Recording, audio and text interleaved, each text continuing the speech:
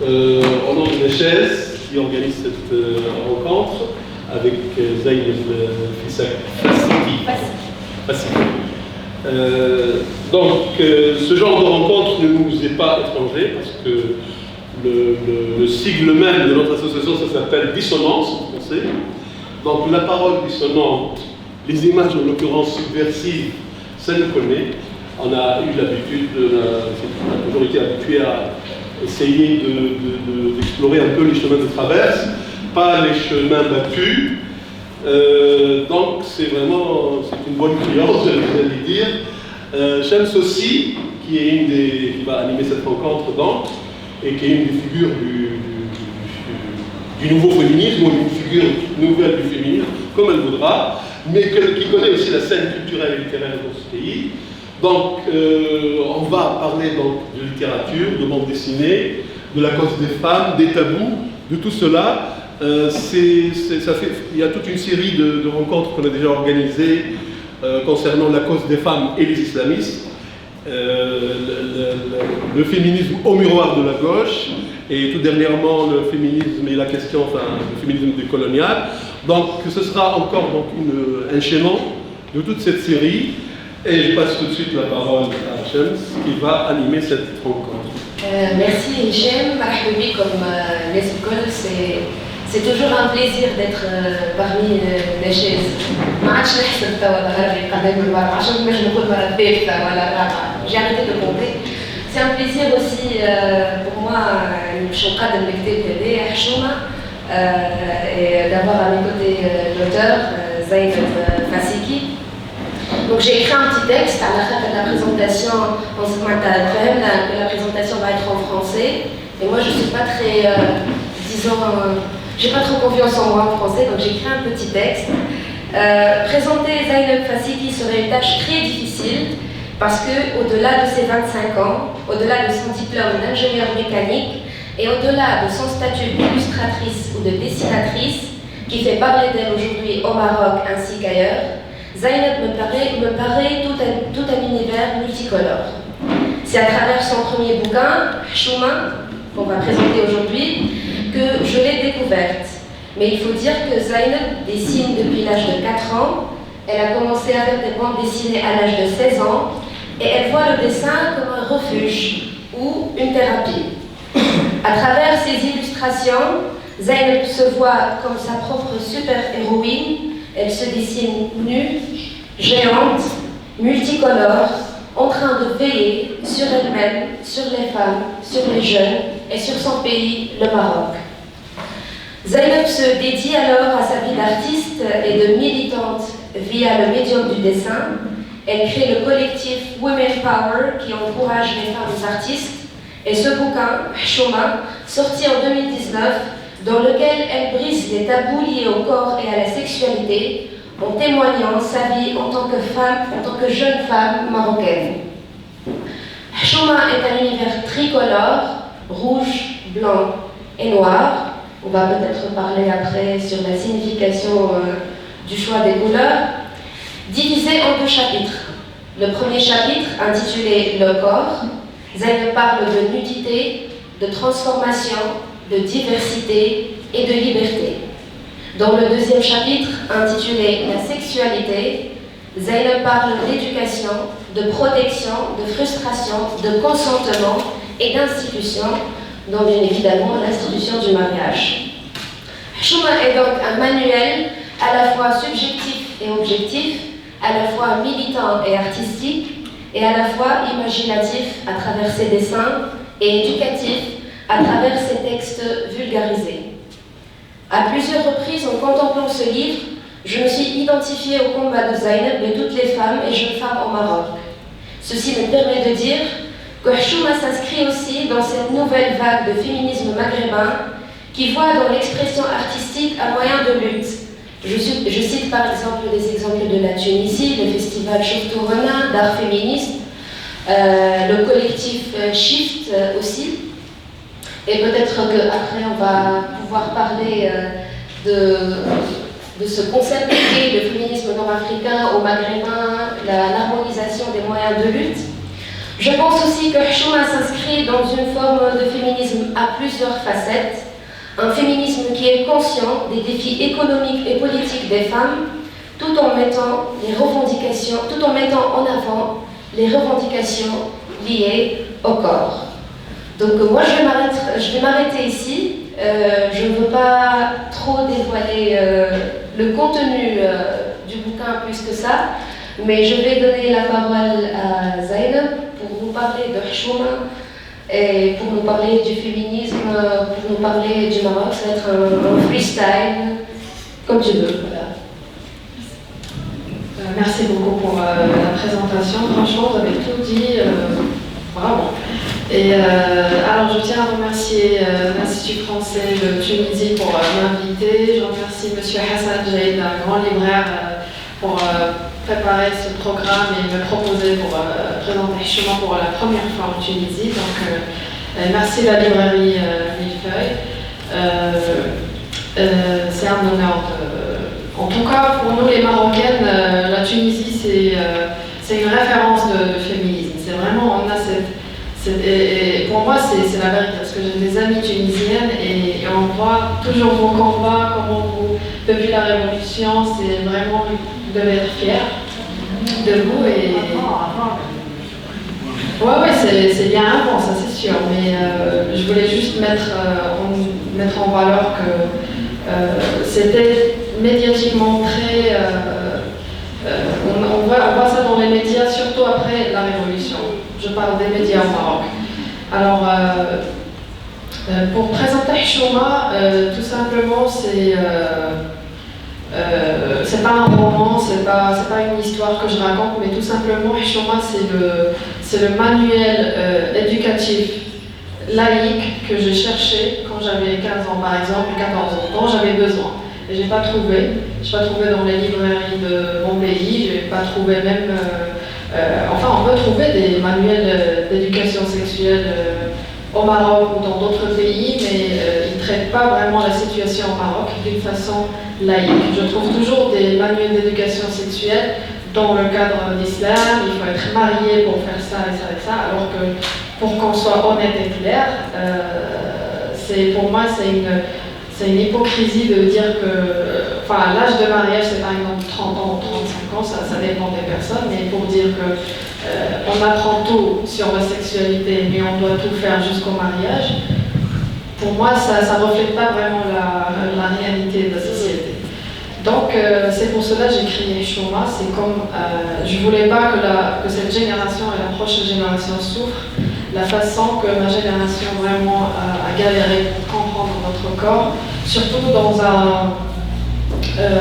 un environnement qui est, je peux dire, patriarcal, un environnement qui juge les femmes et ne juge pas les hommes, dans un environnement qui a une culture de viol, ça veut dire on accuse les victimes, mais on ne dit pas que c'est harceleur et violeur, c'est à eux, ils ont la faute de faire ça.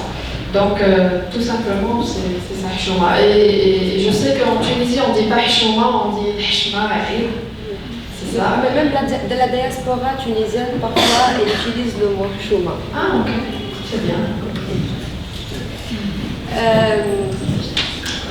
Moi, j'ai quelques axes autour desquels je voudrais te parler, mais peut-être que d'abord pour les personnes qui ont lu le bouquin ou qui l'ont feuilleté, si ils ou elles ont des questions à poser à Zainab, je pense qu'on pourra faire un va-et-vient entre nous deux et nos amis qui sont là. Je peux parler en arabe?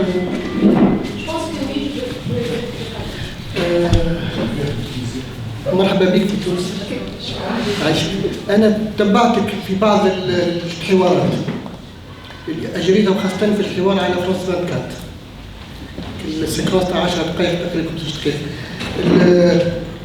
سجلت بعض الملاحظات حبيت نسألك عليهم بما أنك جيت لتونس، وحبيت نعرف كيفاش تفسر تقول مثلا الجسد العاري دائما مرتبط بالجنس، وأن يكون الجسد العاري أو ويمكن أن يكون للجسد العالي أبعاد مختلفة غير البعد الجنسي.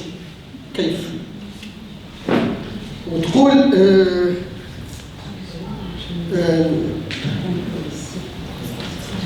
نريد أن نعيش دون أن يتدخل في حريتنا الآخرين، أو من يختار أن يعيش حياته بطريقة مختلفة. كيف؟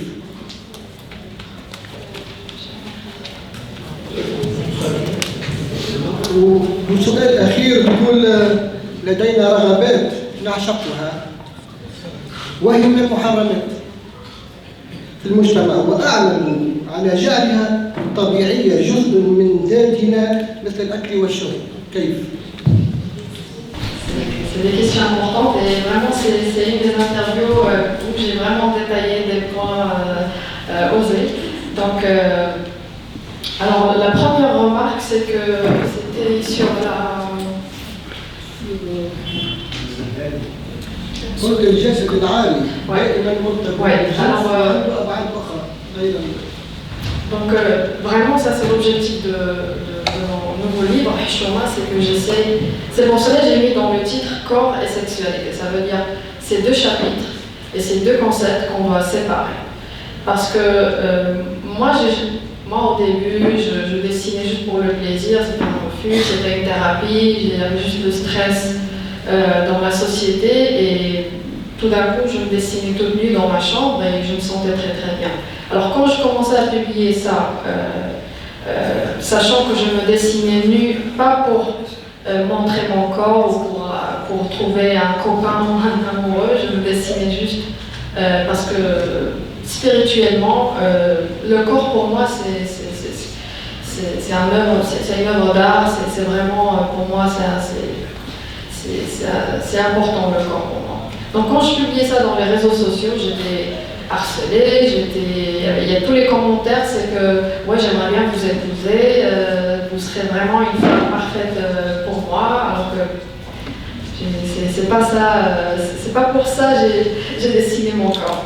Et c'est que après j'ai compris que je peux dire au Maghreb ou dans la région MENA, on a cette culture le corps de la femme, il doit être protégé, le corps de la femme il doit rester vierge, il doit garder sa valeur, son honneur, sa réputation. Parce que le corps de la femme, c'est à la fois sa réputation et la réputation de tout un quartier, de tous les voisins, de toute la famille. Et j'ai vécu ça, ma vie privée, je vois mes cousines qui jugent ma vie privée, le quartier, les voisins. Et donc, je suis juste en train de corriger ce phénomène de corps toujours lié à un usage sexuel. Alors pourquoi pas juste, je suis par exemple à Paris, je suis devant la peinture de l'origine du monde, on voit des parents avec leurs enfants qui sont devant le tableau, tout est tranquille. Alors imaginons qu'on publie ce tableau à Casablanca, je ne veux pas dire quoi lire ici, ou à Tunis, je ne sais pas comment ils seront des réactions, mais si on fait ça à Casablanca, ça sera vraiment à la Troisième Guerre mondiale. Ça sera vraiment les médias, c'est pas possible, l'origine du monde, c'est quoi ça? Donc, c'est ça l'idée. Et donc, le deuxième point, c'était comment les autres peuvent arrêter de vous juger, c'est ça. Donc oui, alors moi ça m'a toujours traumatisé le regard des autres, les jugements des autres, juste parce que j'ai choisi de vivre comme je veux. Et pour moi, c'est pas facile de changer ce regard des autres avec un livre. C'est pas facile de le changer en quelques semaines comme ça dans les médias. Ça va vraiment prendre du temps, je ne peux pas faire ça toute seule. Alors tout ce qui est regard des autres ne peut être résolu qu'avec une très bonne éducation, que la propagande des médias peut arrêter, parce qu'on a, par exemple, il y a des chaînes radio, il y a même des émissions à la télé où on fait des blagues sur les homosexuels, on fait des blagues sur une nana qui est avec une jupe dans une soirée. On a ça. Je parle de mon pays, qu'il y avait un festival de cinéma à Marrakech avec une actrice qui a mis, vraiment pour moi c'était une robe simple, mais ça a fait vraiment, dans tous les journaux, les médias, c'était ça le sujet. On ne parlait pas de la pauvreté, on ne parle pas de phénomènes politiques, mais on parle de la robe d'une actrice. À quel point le style vestimentaire ou le corps de la femme, il est très important pour la société, mais pas les vrais problèmes. Alors le troisième point, c'est...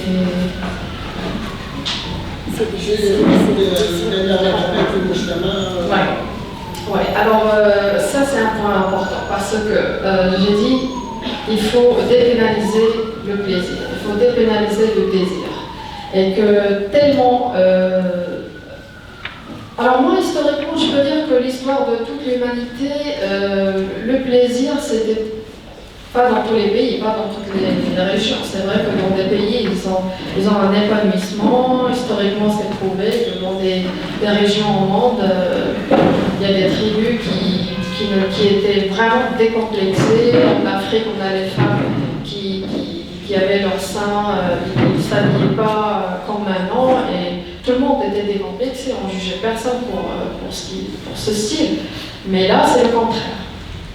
Alors moi j'essaie juste de dire que faire l'amour ou faire pratiquer le sexe, c'est littéralement pour moi c'est comme manger, dormir, sortir, c'est un besoin biologique, c'est notre nature comme race humaine, mais malheureusement je peux dire que les religions aussi, dans toutes les religions, on a vu que les religions existent pour contrôler ce désir, parce qu'à cause de ce désir, on a eu des phénomènes, des catastrophes, du viol, du harcèlement, donc on voulait contrôler ça, on voulait mettre un ordre pour que ce désir ne soit pas une addiction ou quoi que ce soit.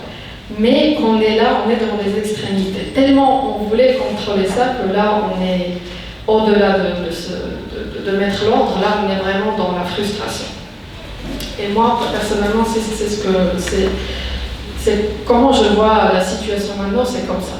Donc et je répète, c'est pas vraiment facile. Ce que je suis en train de traiter maintenant de sexualité, d'identité de genre, orientation sexuelle, ça, je comprends qu'au Maghreb ils peuvent voir ça, c'est comme il dit, c'est un combat bourgeois, c'est un combat, je sais pas, on a dans la pauvreté, on n'est pas là, on veut manger, il y a des gens qui veulent juste avoir un salaire, mais là on est en train de briser les tabous, ça je le comprends. Mais ce que je peux dire aussi, c'est que les bourgeois n'ont pas besoin de moi. Les bourgeois, ils peuvent acheter leur liberté, les bourgeois, ils ont leur argent. Moi, j'ai des amis. Moi, j'aime pas les étiquettes, mais puisque dans les commentaires, il y a des étiquettes, voilà. Donc, j'ai des amis qui sont bourgeois et qui n'ont pas vraiment besoin de moi. Tranquille. Ça, c'est un combat des autres classes sociales. C'est un combat qui touche vraiment, je peux dire, la pauvreté. C'est lié. Pourquoi on a la pauvreté? Peut-être parce qu'on a cette frustration. Bon, pour moi, c'est pas peut-être, c'est confirmé pour moi. Et donc, il faut... Tellement on a toujours négligé ce combat que c'est une des raisons pourquoi on a cette crise morale maintenant au Maghreb. Une autre question ou commentaire?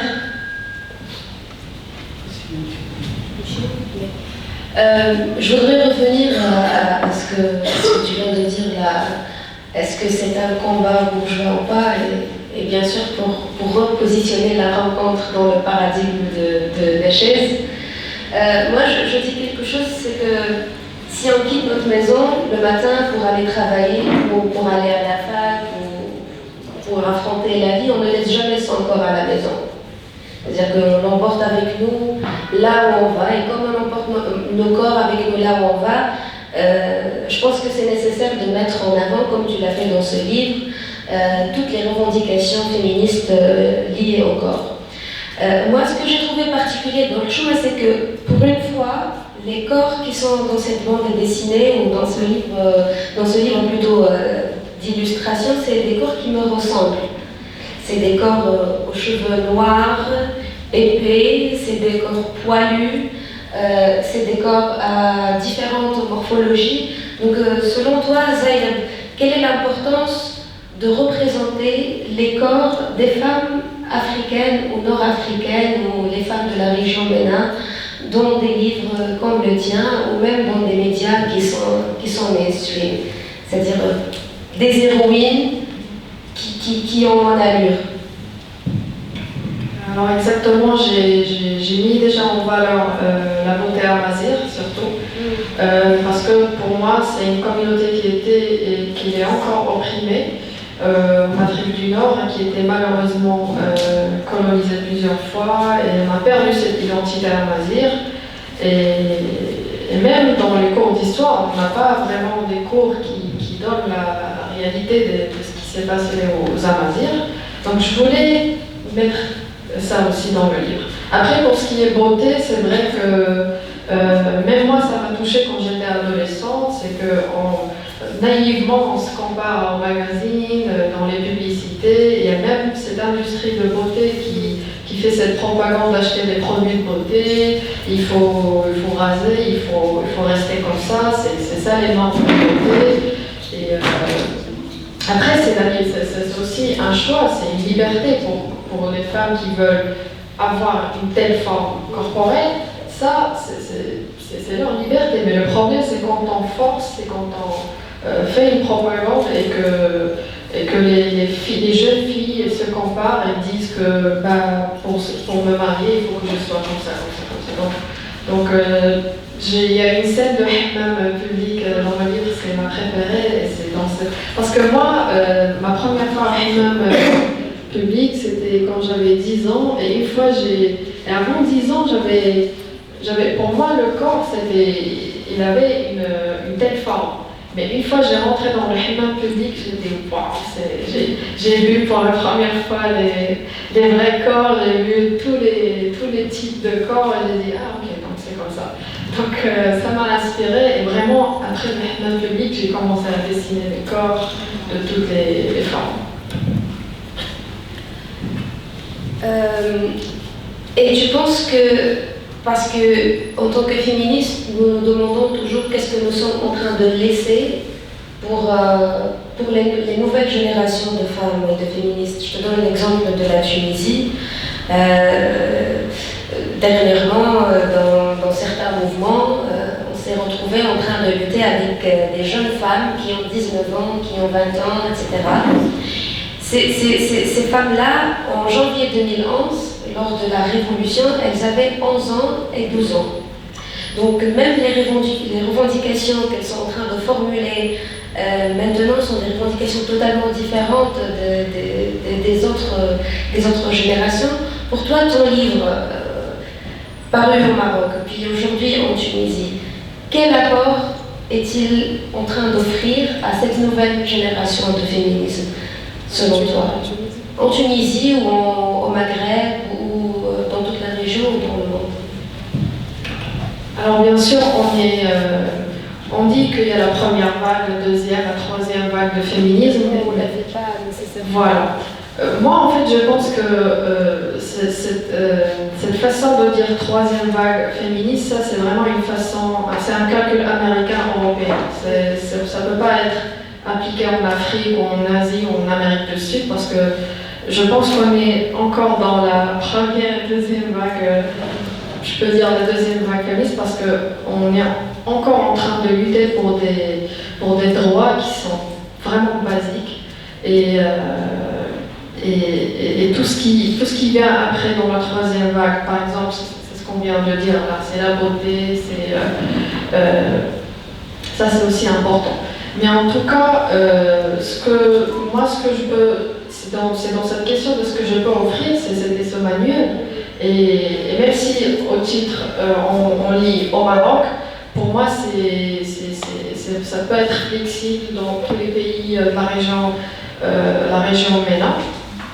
Mais au Maghreb, bien sûr, on partage notre identité, on partage notre histoire, on partage les traditions, mais c'est sûr que même dans les lois, il y a une différence. Par exemple, je vous salue pour le fait que l'IVG ici il est légal, nous on est vraiment en train de faire un combat chaque jour pour pouvoir faire l'IVG et que ce soit un droit. Et d'ailleurs plusieurs Marocains voyagent en Tunisie juste pour faire l'IVG. C'est des amis à moi qui ont pris le vol, c'est parce que c'est sans visa et c'est pas trop cher, donc bravo pour ça. Et en tout cas, ce que toutes les féministes sont en train de faire maintenant, que ce soit en 2010-2020, c'est un combat pour les prochaines générations. Parce que c'est pas pour dire que c'est bon, on peut perdre l'espoir, mais franchement, ce qu'on est en train de faire maintenant, on verra les résultats dans plusieurs années. Ça ne peut pas être modifié ou avoir un Maghreb parfait dans quelques années, je ne pense pas. Donc c'est pour cela que je motive vraiment la femme maghrébine à parler, à ne pas penser à Chouma de parler, Chouma de débattre ces sujets. Non, parce que le silence, c'est une des raisons pourquoi on est dans cette situation. Vraiment. Est-ce qu'on a des interventions? شوما ثقافة الهروب من الحوار والنقاش إلى القمع والتحكم في الأفراد. معناها إذا كان لم نقدر أن نقنع شخص أو أن نحاوره فنستعمل هذا المصطلح عيب حرام حشومة باش نقمع الأشخاص. لكن لما رجعت للمعجم العربي مثلا، المعجم المعاجم العربية وحاولت نفهم كلمة حشومة ايش معناها شنو يقابلها، لقيت الحياة والخجل مثلا. لكن لما حاولت نفهم عكس الخجل وعكس الحياة، شو لقيت؟ في المعجم العربي لقيت مثلا عكس الحياة الإباحية والانحلال والخداع والفحش، ولقيت عكس الخجل الجرأة والدعارة والصفاقة. كيفاش تجي تحقق مشروعك في وانت تعيش وسط هالمصطلحات وهالمفاهيم وهالألفاظ اللي تحكم المجتمعات كل مش عربية، حتى عربية وغير عربية. En fait, j'ai une question. Donc, je voulais savoir comment est-ce que vous vous situiez par rapport à l'ouvrage de Leila Slimani qui est paru, je crois, il y a 2 ans ou 3 ans, sur la sexualité au Maroc.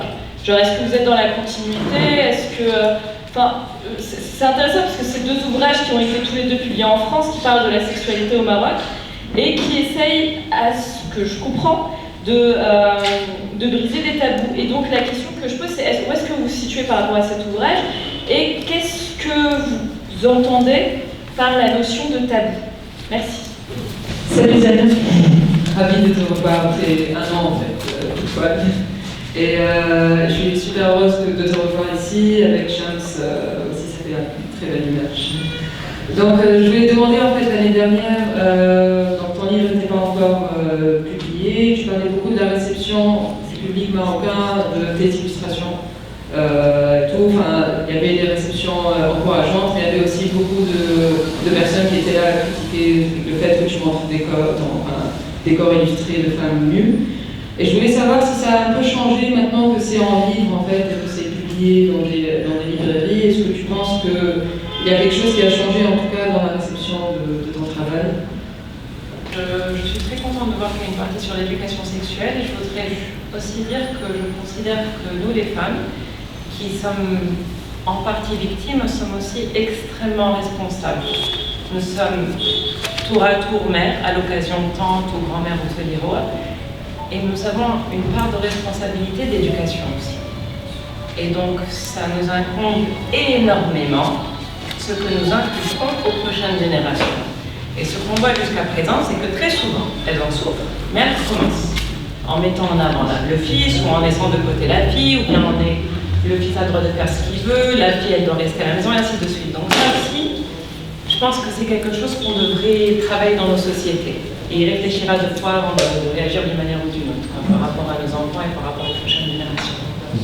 Donc vraiment تنشكر بزاف على الشرح ديال كل كلمه، يعني كيفاش الحشمه هي الحياه والحياه ضد ديالها هي الاباحيه والفسق. سميتي فاسيكي سماني الفاسقه عطاوني voilà. Et donc oui. Donc c'est ce que j'ai expliqué, c'est que même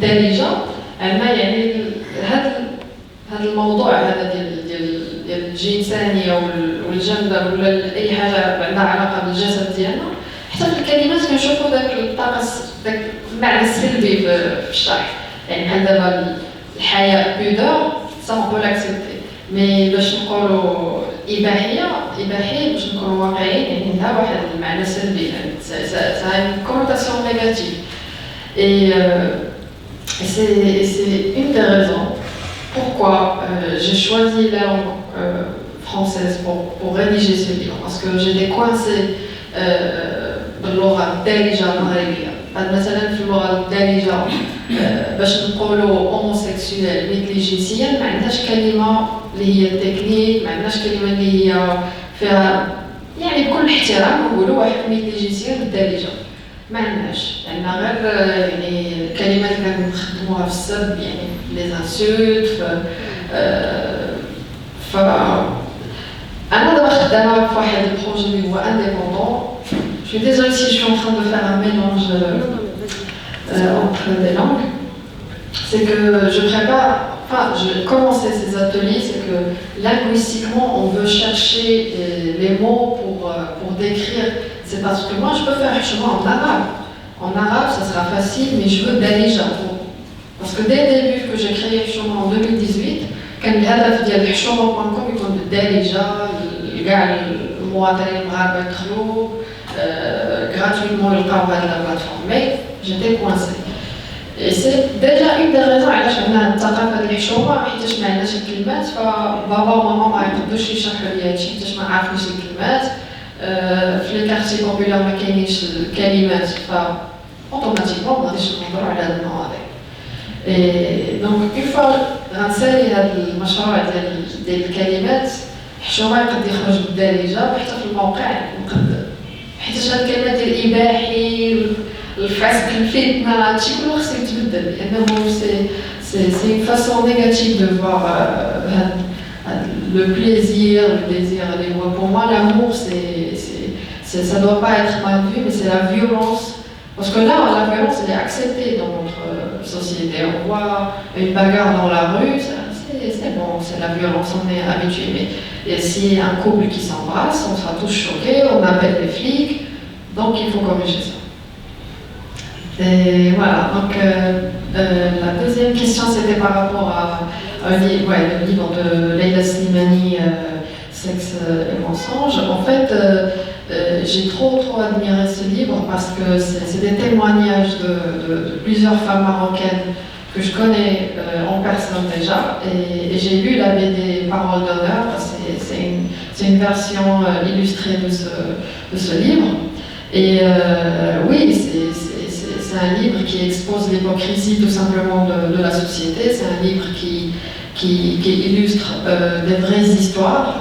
Et moi, par les témoignages, c'est vraiment la façon correcte pour moi pour dire que ce qu'on est en train de faire là, c'est des phénomènes qui existent. C'est pas de la science-fiction, mais c'est vraiment, il y a une partie des Maghrébins qui souffrent. Alors la question de pourquoi Leila Slimani, elle fait ça avec une maison d'édition française, et moi aussi j'ai fait ça avec une maison d'édition française. Alors moi je ne peux pas commenter sur le choix de Leila Slimani parce que je ne sais pas, je ne peux pas répondre à sa place, mais je vais répondre pour mon choix.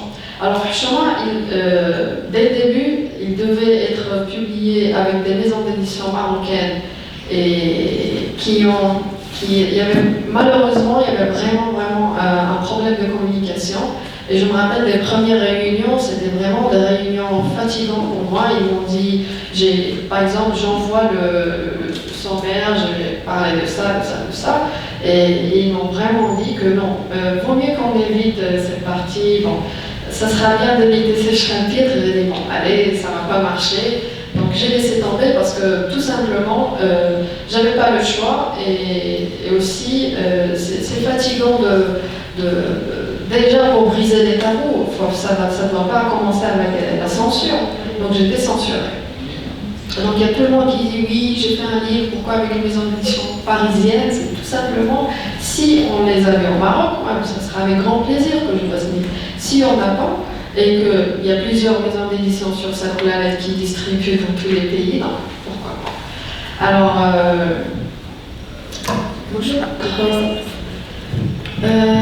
moi, mon travail sera toujours critiqué, que ça soit dans un livre ou dans des dessins, dans les réseaux sociaux. C'est que, et c'est ce que j'ai remarqué, c'est que même si j'ai expliqué comment j'étais menacée à mort ou critiquée juste pour me dessiner avec mon corps, même si j'ai détaillé ça dans un livre, déjà, il y a des personnes qu'on voit qui sont en train d'insulter, ils n'ont même pas vu le livre.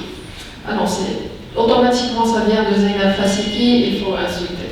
Sans même lire cette lettre de tolérance, pour moi, ce livre, c'est une lettre de tolérance, c'est une lettre de paix pour ces personnes qu'on peut dire, qui m'attaquent et qui ne sont pas d'accord avec cette liberté, au nom de religion, au nom de tradition, etc. Mais ça, je pense qu'il y a une évolution parce que j'ai vu que dans les signatures, c'est des parents qui assistent avec leurs enfants et qui décident d'accorder cette confiance pour donner un tel manuel pour leurs enfants. Et pour moi, c'est ça l'objectif. L'objectif, c'est un livre qu'on peut donner à une personne adolescente qui veut découvrir ce monde de sexualité, de corps. Et pour moi, tellement j'ai galéré parce que c'est malheureux que la nouvelle génération, elle apprend tout dans la rue, en pornographie, alors que c'est un sujet qui doit être académiquement expliqué. Et donc j'espère que ça fera un changement social. Dans vos critiques et dans vos attaques, est-ce que c'est plutôt les hommes ou les femmes? Et puis deuxièmement, est-ce que vous avez prévu une traduction de votre livre? Parce que je sais qu'il y a des communautés maghrébines dans d'autres pays que la France qui peuvent, à mon avis, être très intéressées par ce livre. Alors, pour expliquer et détailler les haters de mon travail, alors, quand c'est des intégristes, des conservateurs, ça pour moi c'est devenu une routine, c'est naturel pour moi que cette communauté me critique. Mais quand je trouve c'est même des féministes qui attaquent, parce que tout simplement, je pense qu'on va aussi discuter les types de féminisme. Alors, moi, je suis féministe intersectionnelle. Et on peut dire qu'il y a deux grandes familles de féminisme. Il y a le féminisme universel et le féminisme intersectionnel. Et moi, je ne me suis jamais trouvée dans le féminisme universel. Et c'est les féministes universels qui m'attaquent parce qu'ils ont cette idée ils ont une définition de liberté. Ils ont un profil unique de femme libre. Elle doit être comme ça, elle doit être anti-voile, elle doit être anti-islam, elle doit être anti plusieurs. La liste continue. Et moi, mon féminisme, c'est un féminisme qui dit que chaque femme a son propre féminisme, chaque femme a sa propre façon de voir la liberté. Pour moi, ce que je suis en train de faire un combat maintenant, c'est un combat le droit de me dessiner. Ça a commencé avec mon droit de me dessiner nue sans qu'une personne essaye de m'arrêter.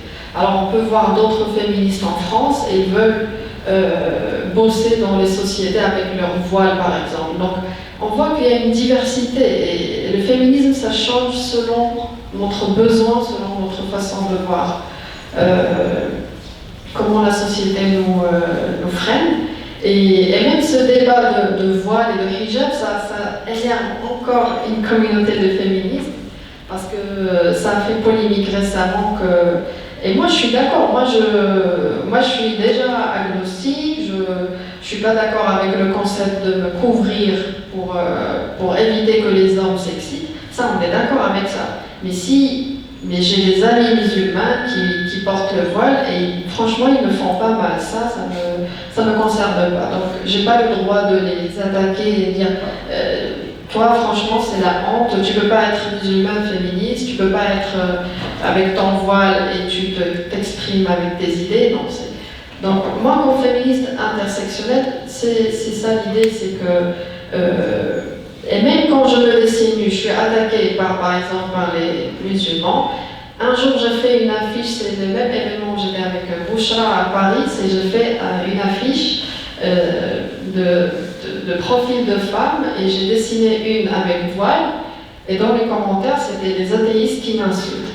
Donc, ça finit jamais. C'est-à-dire qu'il faut toujours insulter, il faut toujours trouver une façon ou une autre pour détester les autres. On a compris que la culture chez nous, c'est très difficile d'accepter les autres et aimer et faire un commentaire d'amour, mais c'est malheureux. Et donc voilà, donc ça m'a choqué que je trouve des féministes qui insultent parce que si une féministe n'est pas unie par les autres, avec les autres, alors là, c'est vraiment dangereux et je peux perdre l'espoir, c'est vraiment malheureux. Est-ce qu'il y a des traductions prévues? Oui, alors en mai 2020, il y a Hchouma en langue italienne qui sort, parce que d'après ma tournée en Italie, il y avait un nombre énorme de Tunisiennes, de Marocains qui ont assisté aux événements et qui veulent acheter le livre. Et juste après, il y aura la version espagnole qui sort. Et là, on est en train de chercher avec qui les maisons d'édition qui seront, enfin les bonnes maisons d'édition pour faire une traduction en arabe et en anglais. Ça, c'est pour l'année prochaine.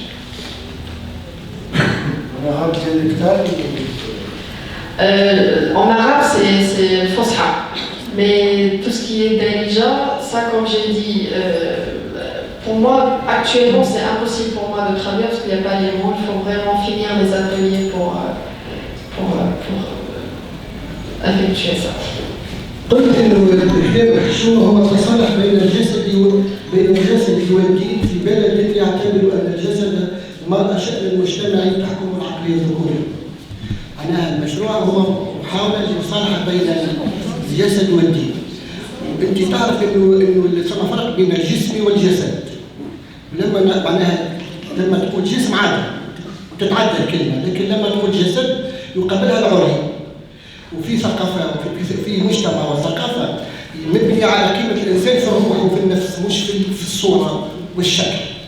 بالتالي الثقافة العربية الإسلامية تعطي قيمة للإنسان وتعرف الإنسان ككائن روحي نفسي مش كائن شكلي جسدي. كيفاش باش تعمل كيف معناها أي الطريقة التي سوف تتصالحين بها بين الجسد بالمفهوم العري والدين اللي فيه العديد من المفاهيم التي تحاول معناها الظهور في معناها عليها الإنسان. شكرا.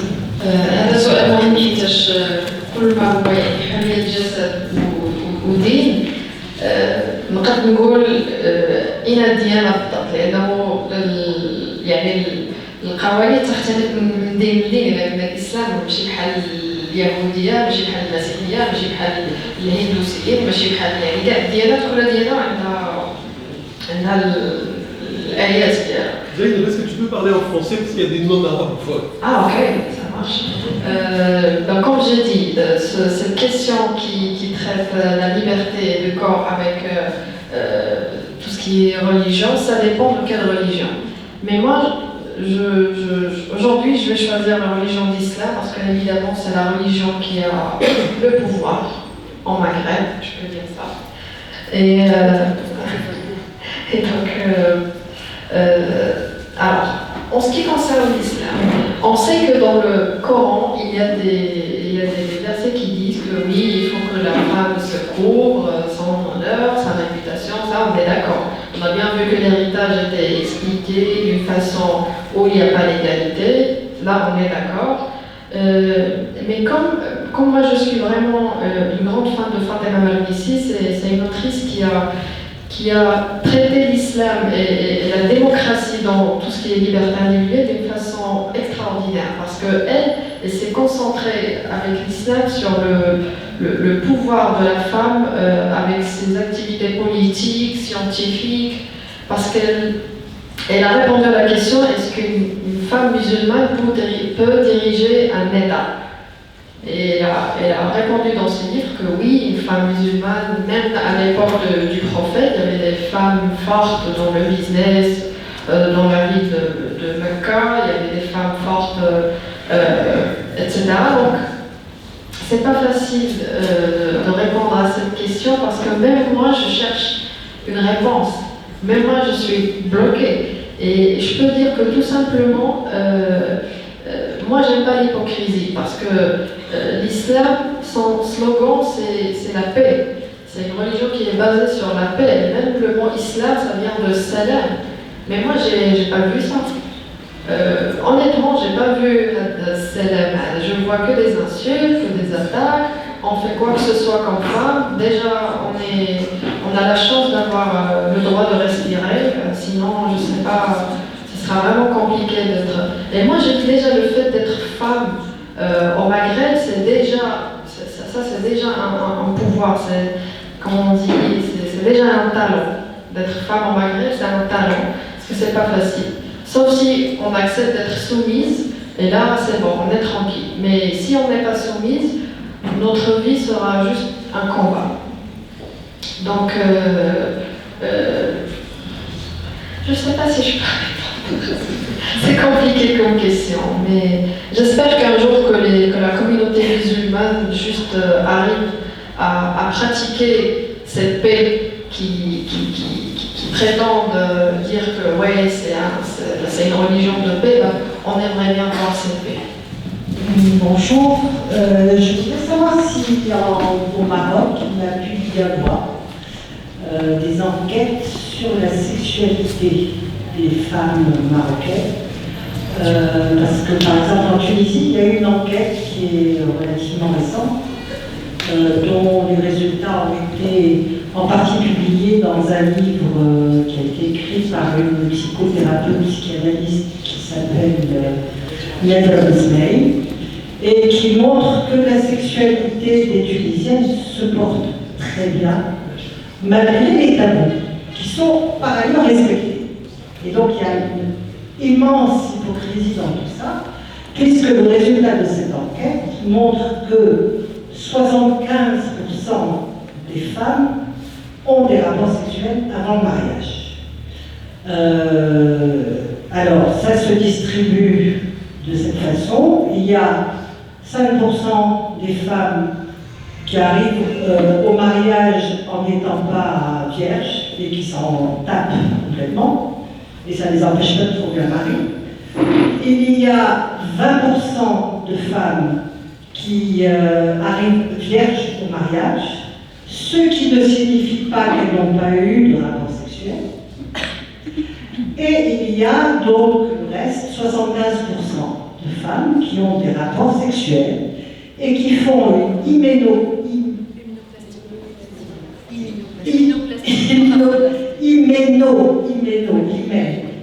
hyménoplastie avant le mariage, de façon à paraître vierge.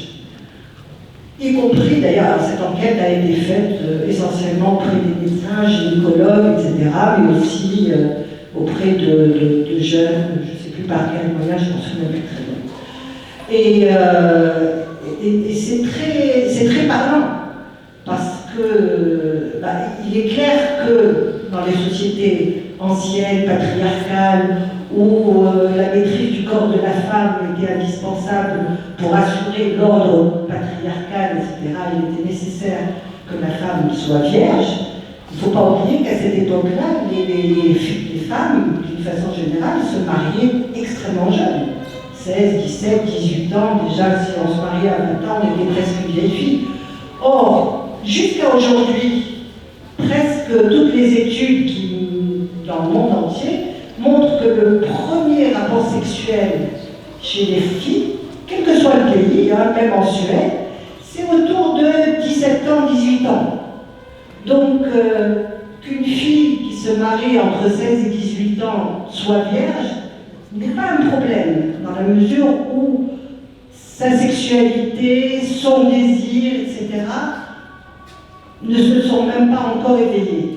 Mais vouloir qu'une femme qui aujourd'hui, nous savons tous qu'aujourd'hui où les femmes font des études et donc se marient souvent, je crois que le moyen âge du mariage, par exemple en Tunisie, est autour de 29 ans pour les femmes et 32-33 ans pour les hommes, vouloir qu'une femme arrive à l'âge de 30 ans au mariage en n'ayant jamais eu de relation sexuelle, il faut être malade.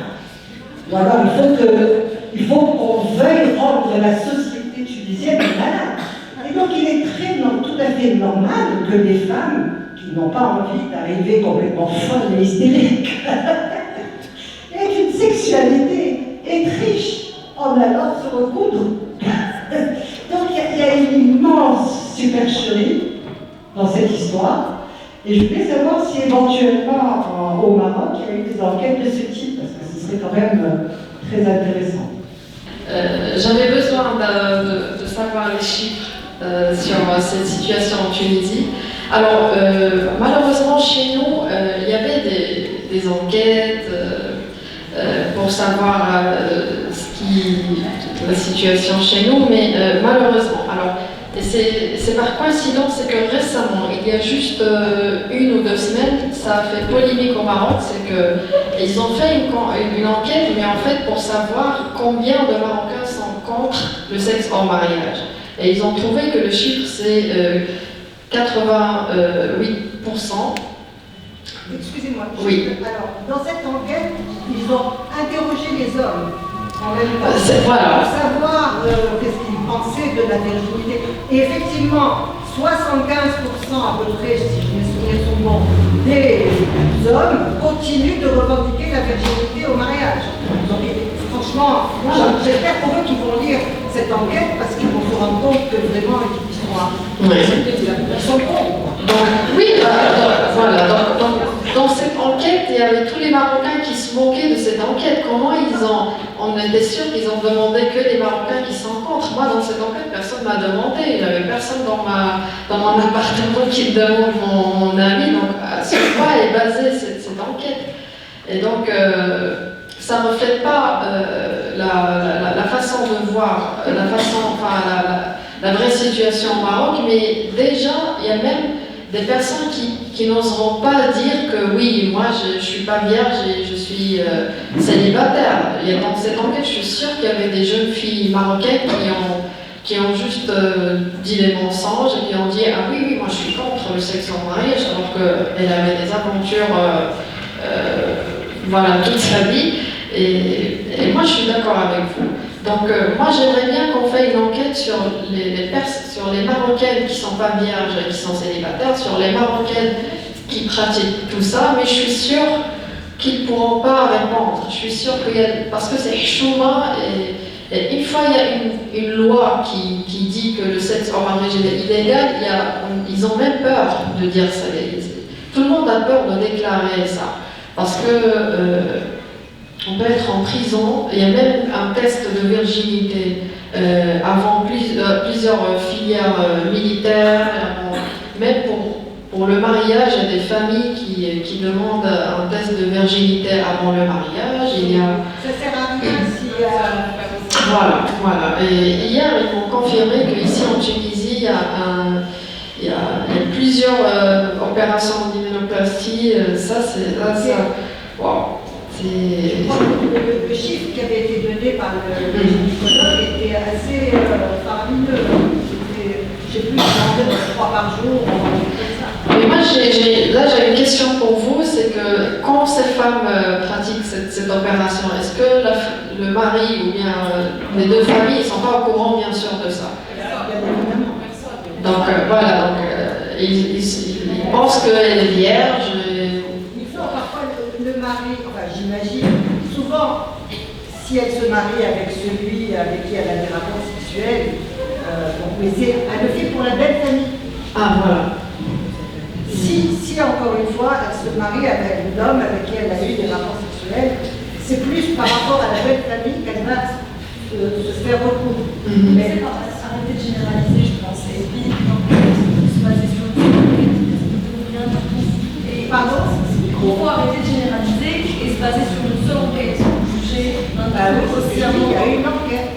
Une seule, et vous avancez ça comme une... C'est pas une enquête, mademoiselle. Lisez le livre après juger. Si ça vous dérange, ce que je dis. Non, ce qui me dérange, c'est de généraliser et de prendre cette enquête pour je sais pas quoi. Je parle d'une enquête qui a été faite. Oui. En tout cas, voilà, c'est un débat qui n'a pas de réponse malheureusement, mais c'est dommage parce qu'il y a cette tradition de montrer le sang après le mariage. C'est ça. Là, ça, on le fait partout en Tunisie ou c'est bien. Donc, même chez nous, on a arrêté cette connerie et j'espère que ce sera le cas dans plusieurs pays. Et, voilà. D'accord, donc on pourra peut-être clôturer. Moi j'ai une petite question de clôture pour toi. On sait très bien que Chouma est disponible à Millefeuille. Ici, j'ai vu dans la vitrine l'autre jour. Et tu as dit aussi que tu partages tes illustrations sur les réseaux sociaux, sur Internet. Où est-ce qu'on pourra voir ton travail d'avant Chouma? Et si tu as des projets après Chouma, je pense que ça te ferait du bien d'avoir le scoop.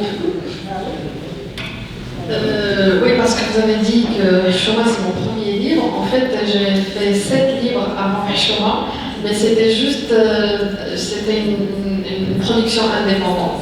C'était pas avec une maison d'édition, à part un livre que j'ai publié avec une maison d'édition libanaise, Fayrouz.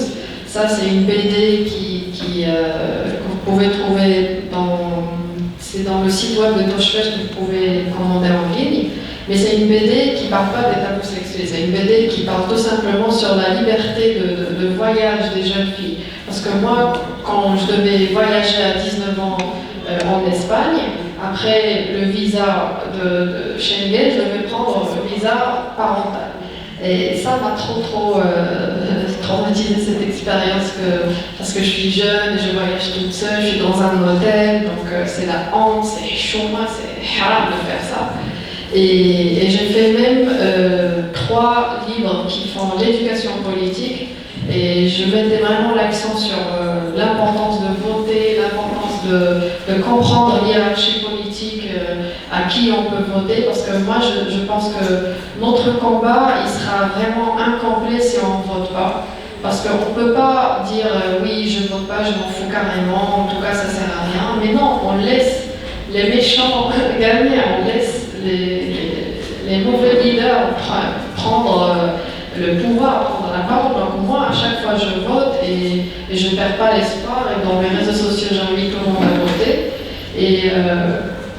Et pour, oui, donc Chouma, il est partout dans les pays francophones. Je prépare avec la même maison d'édition une bande dessinée, mais ça sera une narration, ça sera une histoire de 3 femmes marocaines qui galèrent et dans l'histoire il y a des Marocains qui voyagent en Tunisie pour une IVG,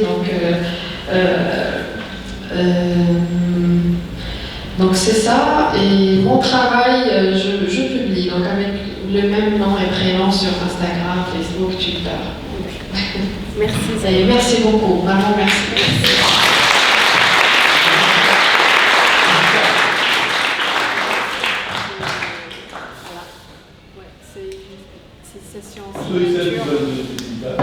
Moi je vais commencer.